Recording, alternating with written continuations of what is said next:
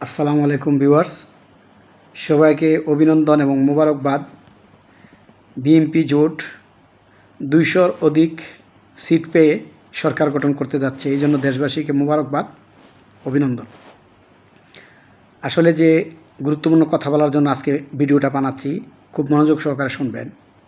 দেখেন, নির্বাচন নিয়ে পৃথিবীর প্রায় সব গণতান্ত্রিক দেশেই হয়, বিশ্বের উন্নয়নশীল দেশগুলোতে, ভারত, পাকিস্তান, আরও অনেক দেশগুলোতে, এমনকি স্বয়ং আমেরিকাতেও তো নির্বাচন নিয়ে অনেক গণ্ডগোল হয়। প্রতিপক্ষ এক পক্ষ আরেক পক্ষকে আপনার ট্রল করে, তারপরে বদনাম করে, সমালোচনা করে, ডিবেট করে, হাতাহাতিও হয়। কিন্তু নির্বাচন শেষে দেশের সাথে কিন্তু সবাই এক টেবিলে বসে একই সংসদে কাজ করে। তো এখন আমি জামায়াত শিবিরকে আহ্বান করব যে আপনারা শক্তিশালী একটা কার্যকর বিরোধী দলে রূপান্তরিত হন, যাতে সরকার দল বিএনপি সরকার সুন্দরভাবে দেশ পরিচালনা করতে বাধ্য হয়। আপনারা আগে সত্যিকারের জনপ্রিয় একটা বিরোধী দল হতে চেষ্টা করেন, তাহলে কোনো একদিন সত্যিকারের সরকারি দল হতে পারবেন।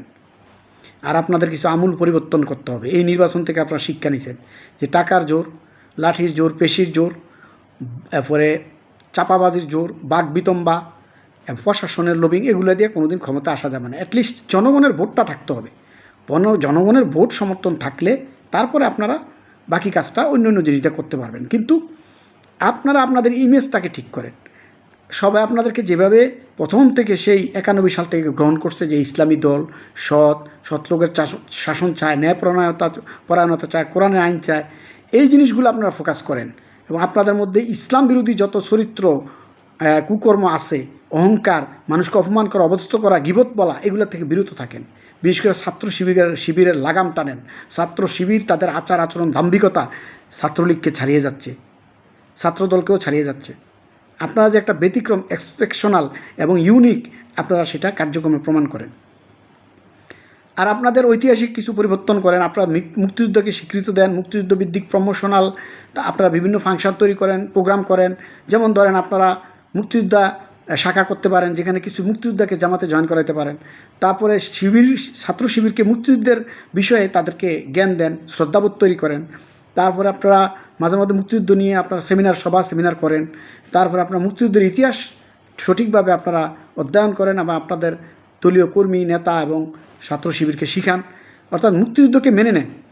এবং আপনারা এটাও আনুষ্ঠানিকভাবে বলেন যে আমাদের পূর্বসূরীরা তৎকালীন বিবেচনায় হয়তো তারা ভালো মনে করছিলেন পাকিস্তানের পক্ষে থাকাটা, কিন্তু আমরা বর্তমান বিবেচনায় মনে করি যে আমরা স্বাধীন দেশ, আমাদের পূর্বপুরুষরা যা করেছে সেটার সাথে আমরা একমত নই, বা তারা ভুল করলেও করতে পারে, যেহেতু ঐতিহাসিকভাবে অনেকেই ভুল করে, পরবর্তীতে ধরা পড়ে ভুলটা।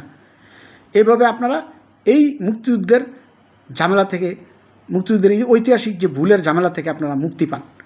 তারপরে আসেন, আপনাদেরকে উস্কানি দেওয়া হবে। বিশেষ করে দেশের বাইরে 2টা জারদ সন্তান আছে, যাদের জন্মের মধ্যে মনে হয় পাকিস্তানি পাঞ্জাবিদের কোনো কানেকশান আছে, তাদের মা বোনরে মনে কিছু একটা করছে, মাফ করবেন না কইয়া পারতেছি না। এই যে ইলিয়াস হোসেন আর হচ্ছে পিনাকি ভট্টাচার্য, এরা দুইজনে যখন 5ই আগস্টের ঘটনা ঘটল, ফেসিস্টের বিরুদ্ধে তারা বহুত উৎসাহিত করলো ছাত্র জনতাকে, সবাই তাদের ভিউ হয়েছে, তাদেরকে ভালোবাসছে এবং অনেক ভিউ হয়েছে, কারণ দেশের মানুষ এটা চাইছে। কিন্তু তারা তাদের ভিউ ব্যবসা বজায় রাখার জন্য তারা বিএনপির ঠ্যাঙ্গে কামড়ানো শুরু করেছে, তারেক জিয়ার পায়ে কামড়ানো শুরু করেছে কুত্তার মতো। কী দরকার রে ভাই, তোরা ফেসিস্ট চলে গেছে, তোরা নিরপেক্ষ পর্যালোচনা কর, সঠিকভাবে কর সাংবাদিকতা। তোরা বিএনপির ভুলও ধরবি, জামাতের ভুলও ধরবি। তারা সরাসরি দলে যোগ দিয়ে ফেলছে, এটা তো সাংবাদিকতা হয় না। তাহলে তো তোরা সরাসরি বাংলাদেশে আইসা মায়ের বেটা হইলে, বাংলাদেশে আইসা জামাতে যোগ দিয়ে, জামাতের কর্মী হইয়া, রোকন হইয়া তোরা রাজনীতি কর। তোরা দেশে উস্কানি দেশ কেন? এখন জামাতের আমির সরাসরি না হোক আকার ইঙ্গিতে রেজাল্ট মেনে নিছে, ছাত্র শিবিরও মোটামুটি চুপ আছে। এই মাদারচোদ হারামজাদা কুত্তার বাচ্চা বিজন্মা ইলিয়াস তে কালকে থেকে উস্কানি দিতেছে, পিনাকি উস্কানি দিতেছে। কিরে উস্কানি দেশ কেন? তারা সত্যিকার একটা কার্যকর বিরোধী দল হওয়ার জন্য উৎসাহিত দেয়। আর বিএনপিকে বল সঠিকভাবে দেশ চালাইতে, যদি তোরা সত্যিকারে দেশপ্রেমিক হয়ে থাক। আসলে তারা এটা করবে না, কারণ তারা ভিউ ব্যবসা করবে। আর দ্বিতীয় হচ্ছে, তারা হচ্ছে গুপ্তভাবে রয়ের দালাল। রকে বুঝায় যে আমরা ইন্ডিয়ার বিরুদ্ধে বলবো, কিন্তু বাংলাদেশে কেওয়াজ লাগাই রাখবো। আর বাংলাদেশে কেওয়াজ লাগানো, ওটা হচ্ছে রয়ের কাজ। তো তারা ইসরায়েল এবং ইন্ডিয়ার অর্থায়নে চলে। তারা মূলত বিএনপির টাকাও খায় না, জামাতের টাকাও খায় না। এই হচ্ছে তাদের দুইজনের গুমর ভাগ করলাম।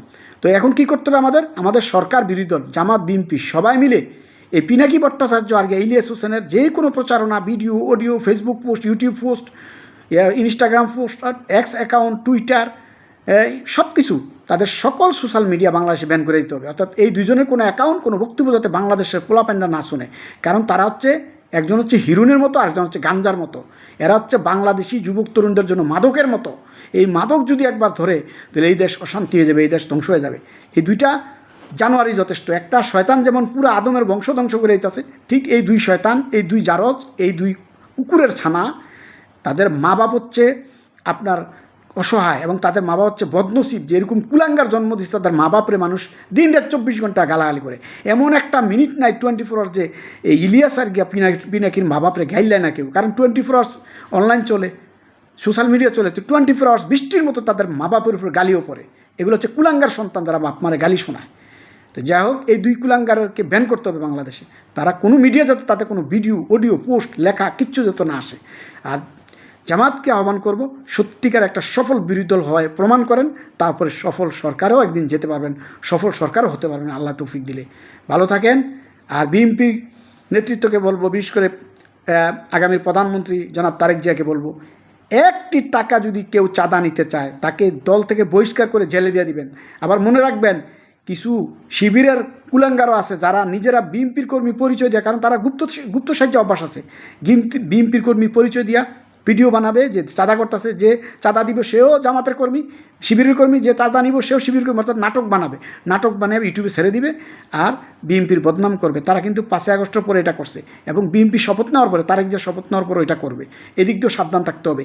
যে কোনো ভিডিও দেখলে তদন্ত করতে হবে, ভিডিওটা কে ছাড়লো, ওই লোক দুইটারে বাইর করতে হবে, কে চাঁদা দিল, কে চাঁদা নিল। দেখবেন যে শিবির কর্মী বাড়িব, এটা কিন্তু আমি আগাম বলে দিলাম। গুপ্ত সুপ্ত অভ্যাস আছে তাদের। আল্লাহ হাফেজ, ভালো থাকেন।